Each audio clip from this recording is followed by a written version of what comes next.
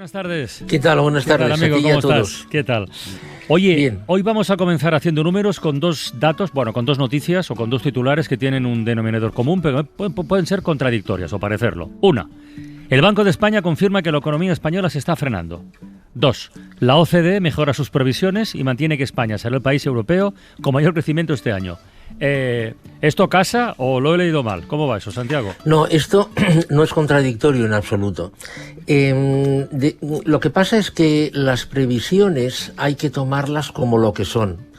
Fotografías tomadas en un momento en base a los datos existentes en ese momento y proyectándolos a un futuro que evidentemente va a cambiar.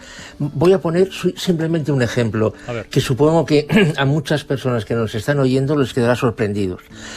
El Fondo Monetario Internacional, de cuya valía nadie va a dudar, el 19 de abril del año 2022 dijo que España en el 2024 crecería al 3,1%. ¿Vale? 19 de abril del 2022. Ayer el Banco de España publicó que en el 2024 España crecerá al 1,8%. Bien, ¿esto qué quiere decir? Bueno, esto quiere decir que, en el caso este concreto que tú has comentado, ¿no? Esto lo que quiere decir es que España cada vez está creciendo menos. En el apartado del déficit, que no sé si llegaremos a hablar de él, el Banco de España lo pinta muy mal, realmente, muy mal. Pero que, como toda Europa está mal, el que más va a crecer dentro de esa situación mala que tiene Europa va a ser España. ¿Me explico?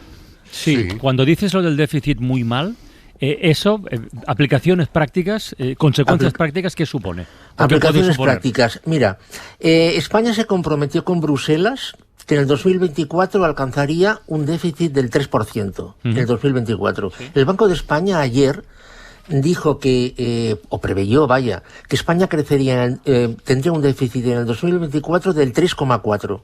Y atención ahora, del 4,1% en el 2025.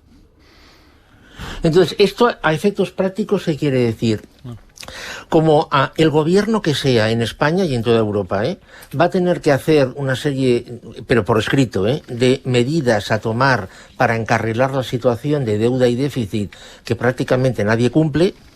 Esto se va a ver reflejado en una serie de ajustes, digámoslo así, para llegar a esa cifra. Insisto en esto, sea el gobierno que sea, en esto da exactamente igual. Recortes, por ejemplo, en médicos de familia, ¿no? De lo que estábamos hablando. Estábamos hablando antes, claro. No lo sé, Matías. O sea, esto dependerá de muchísimas cosas. Dependerá del gobierno, dependerá de la situación, dependerá. Yo, por ejemplo, a mí personalmente, por decir algo, no me extrañaría una subida del IVA. No me extrañaría. Luego, hay una cosa, el trimestre de frenado de desaceleración que das, que es el actual, julio, agosto, septiembre, es el trimestre del turismo desatado, es decir, solo han creado riqueza los que estaban de vacaciones, es decir, el país está absolutamente paralizado según este criterio.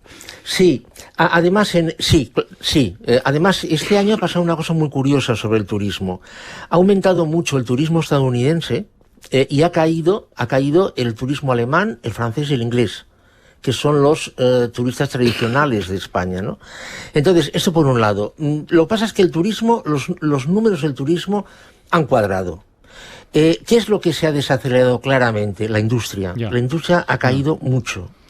De hecho, se ha publicado el índice PMI, que es el índice de gestores de compra, ha publicado una serie por países, de la evolución de los pedidos esperados en los próximos 3 meses, y en todos los países europeos ha caído el número de pedidos esperados.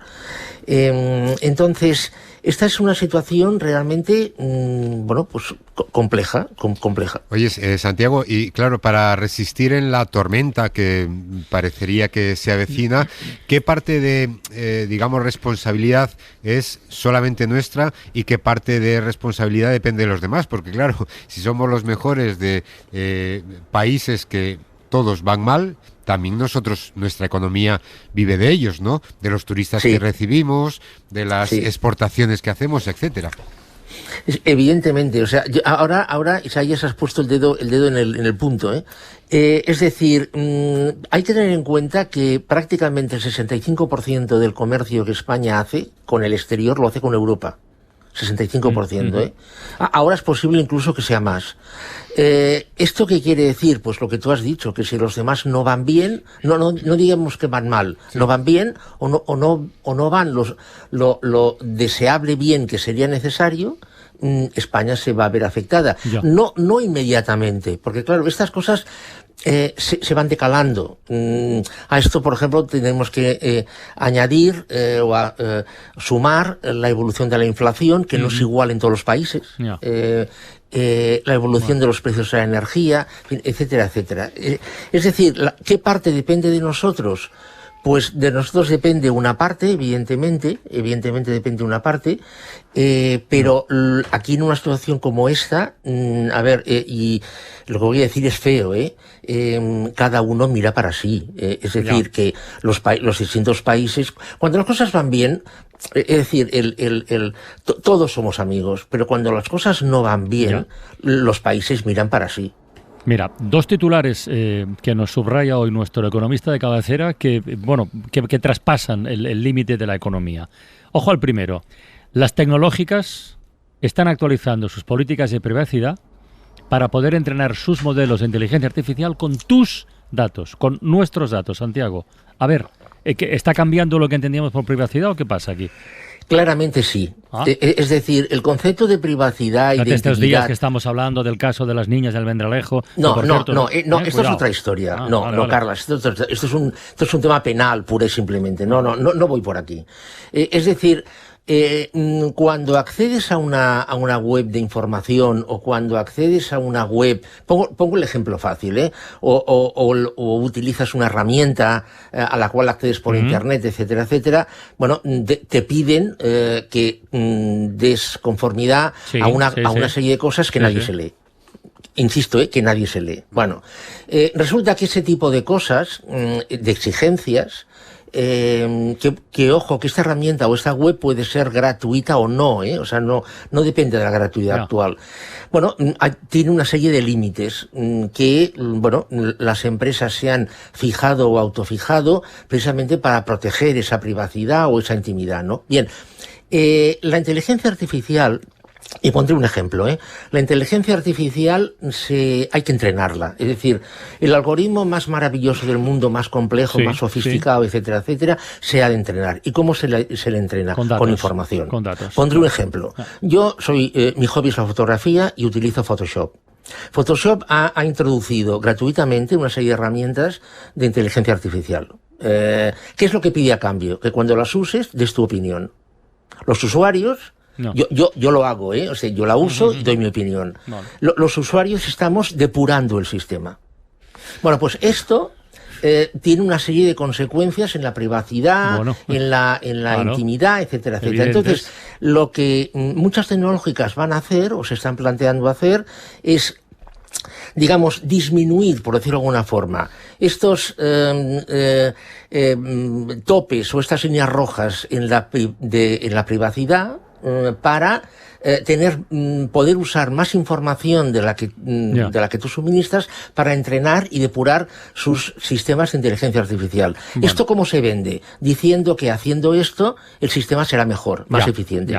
Bueno, discutible. El segundo titular y el último. El muy contaminante negocio del agua embotellada. ¿Qué hay detrás de esto, Santiago? Bueno, el agua embotellada tiene dos aspectos. Uno que es, digamos, nutricional, en el cual no entro, porque evidentemente no es mi tema, ¿no?